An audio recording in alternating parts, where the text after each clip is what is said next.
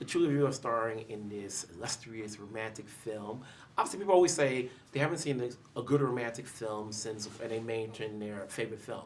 But, you know, we watch a lot of movies, we watch TV shows. So, going into this, what did you want to do with this movie that you had not seen recently? I think I wanted to be a part of a portrait that was that existed in a world of calm and a world without some of the worries that seem to accompany a lot of black skin on cinema. I wanted to live in a neutral world. I mean, I wanted to have a shot at love in a neutral way, and that didn't have to be influenced by trauma.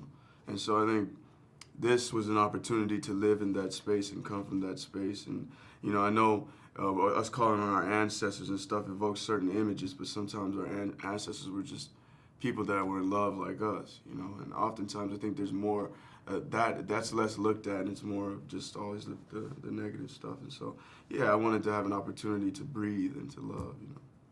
You know, you take on a role, and I like to ask everybody, when they take on a role, they see themselves in a character. What part of the characters you're playing do you see yourselves in?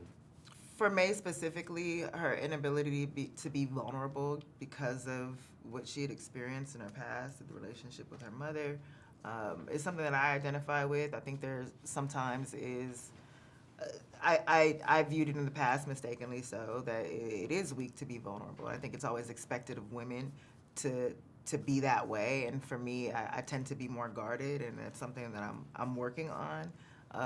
And so I, for sure, identified with her and her need to overcome that.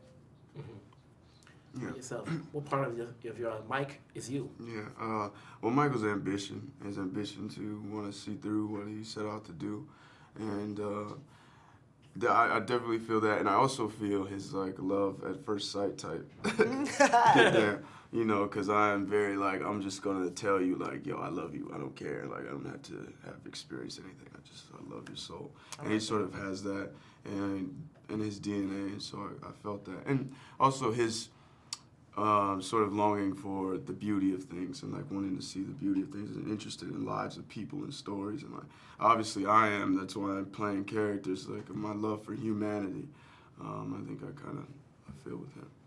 A lot of times when you see these romantic films, you watch as love is challenged by life goals. And there's a little bit of that in this movie. So the question goes, can love outweigh it, or does it need to? I think passion is passion, and I think if you can find a way to work with the passion that you have for your work and to find a partner who respects that and works kind of in conjunction with that, I think that's the ideal scenario. I think that's what so many people strive for, and that's the beautiful marriage, to be able to do what you love and do who you love, you know, at the same time. You know,